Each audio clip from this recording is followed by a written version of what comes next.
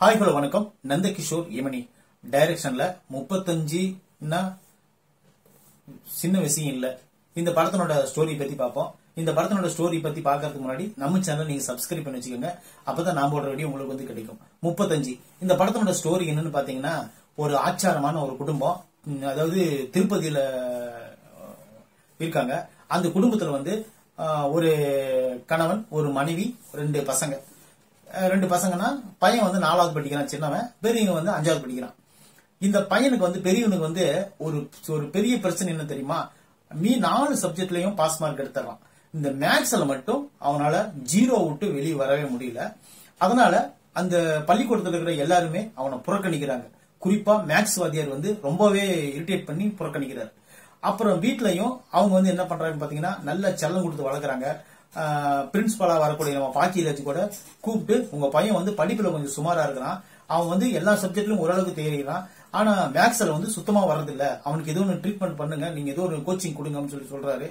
சொல்லும்போது இவர் என்ன பண்றாருன்னு பாத்தீங்கன்னா, நல்லா படிக்கலைன்னா நம்ம என்ன பண்றது அப்படின்னு சொல்லிட்டு புத்திமதியெல்லாம் சொல்றாரு. அதை கேட்டுட்டு இருக்கிற நம்ம பையன் என்ன பண்றாருன்னு பாத்தீங்கன்னா, அந்த கணக்கு வாத்தியார் தான் நம்மளுக்கு இவ்வளவு இடைஞ்சல் பண்றாரா அப்படின்னு சொல்லிட்டு அவருக்கு அந்த பையனுக்கு ஒரு ஃப்ரெண்ட் இருப்பான், அவனும் பிரிஞ்சு போயிடுவான். அதுக்கப்புறம் ரொம்ப ஷேட் ஆனதுக்கு அப்புறம் கணக்கு வாத்தியார் வந்து எல்லா பசங்களுக்கும் ஒரு மார்க் வச்சிருப்பாரு. அது என்னன்னா, அந்த கணக்கு பாடத்துல அவன் என்ன மார்க் எடுக்கிறானோ அந்த மார்க் வச்சுதான் அவர் கூப்பிடுவார். உதாரணத்துக்கு அந்த பையன் பேரு ஒரு ஏதோ ஒரு பேரா இருக்குன்னு வச்சுக்காங்களேன், அந்த பேரை சொல்லி கூப்பிட மாட்டார், அந்த மார்க் சொல்லி தான் கூப்பிடுவார். அது போல 100 இருக்கிறவங்கிட்ட நம்ம அந்த பையனா இருக்கிற அந்த பையன் வந்து 0 எடுக்கிறான், அவன் வந்து 0 கூப்பிடுறாரு. குழந்தைங்களும் அதே மாதிரி தான் கூப்பிடுறாங்க. இதனால வெக்ஸ் ஆயிடுறான் பையன். அப்புறம் அந்த வாத்தியாருக்கு அந்த பையன் ஒரு சின்ன சம்பவம் செஞ்சிடறான். அப்புறம் டிஸ்மிஸ் பண்ணி வெளியே வந்துடுறான்.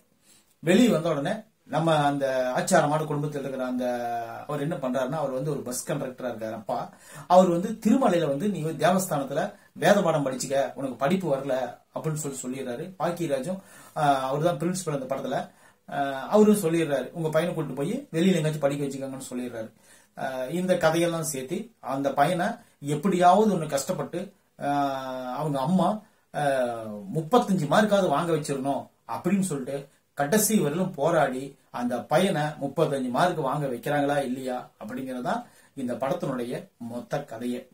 இந்த படம் வந்து ஒரு 1.5 மணி நேரத்துக்கு 1.5 மணி நேரம் கூட கதை தேவையில்ல. 1 மணி நேரத்துக்குள்ள ஒரு ஷார்ட் பிலிமா மட்டும் எடுத்திருந்தாங்கன்னா, ஒரு பைலட் பிலிம் மாதிரி எடுத்திருந்தாங்கன்னா கண்டிப்பா அந்த படம் சூப்பரா இருந்திருக்கும். இவங்க வந்து சில சீன்களை ஜவ்வா இழுத்து நம்மள பொறுமையை சோதிக்கிற மாதிரி எடுக்கிறதுனாலதான் இந்த படம் வந்து கொஞ்சம் ஓரளவுக்கு நம்ம டிசப்பாயிண்ட் ஆயிடுச்சு. அதுக்கு முக்கியமான காரணம் என்னன்னு பாத்தீங்கன்னா, பள்ளிக்கூடம், அந்த ஸ்கூலு, அந்த வீடு, இந்த 2 இடத்துல தான் அவங்க திரும்பி காட்டிட்டு இருக்காங்க. 2 இடத்துல தான் கேமரா வச்சு, அந்த பள்ளிக்கூடத்துல ஒரு கேமரா, வீட்டுல ஒரு கேமரா, அங்க என்னென்ன எடுத்தாங்களோ அங்கேயும் இங்கேயும் மிக்ஸ் பண்ணி மொத்தமா கொடுத்துட்டாங்க. அவ்வளவுதான் இந்த படம். மொத்தம் இந்த படம் வந்து 2.25 மணி நேரத்துக்கு மேல ஓடுது.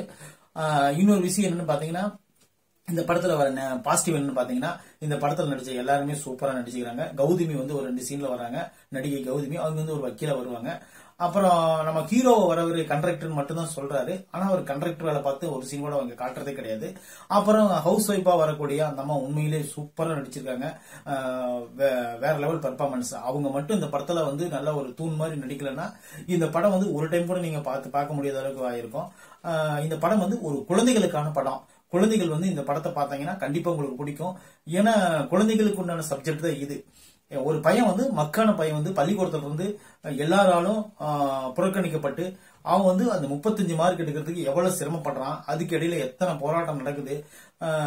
அந்த பையன் ஃபெயில் பண்ண வச்சு அவன் வந்து மறுபடியும் தம்பியோட 4ஆம் கிளாஸ்ல இருந்து அவன் 5ஆம் கிளாஸ் வருவான். அதே ஸ்கூல்ல பையன் அண்ணனும் படிப்பான். இன்னும் நிறைய விஷயங்கள் இந்த படத்துல சுவாரஸ்யமா சேர்த்திருக்காங்க. அந்த சுவாரஸ்யங்கள் எல்லாம் சேர்த்தது கூட சில விஷயங்கள் வந்து தேவையில்லாத சீன்களை வச்சதுனால இந்த படம் வந்து ஒரு ஆவரேஜ் பிலிமா போயிடுச்சுன்னு தான் நான் நம்புறேன். மற்றபடி எமோஷனல் கனெக்டிவிட்டி வந்து ஓரளவுக்கு இருந்துச்சு. கிளைமேக்ஸ் எல்லாம் ஓரளவுக்கு நல்லாவே கொடுத்திருந்தாங்க. மற்றபடி நீங்க குழந்தைகள் பார்த்து ரசிக்கலாம் அந்த படத்தை. மற்றபடி பெரியவங்களுக்கு கொஞ்சம் டவுட் தான். இந்த படத்துக்கு வந்து ஒரு 40-45 மார்க்குள்ள கொடுக்கலாம். அதுக்குண்டான ஒருத்தான படம் தான் இது. இந்த விமர்சனம் பிடிச்சிருந்தா கண்டிப்பா நம்ம சேனல் நீங்க சப்ஸ்கிரைப் பண்ணி வச்சுக்கோங்க. தேங்க்யூ.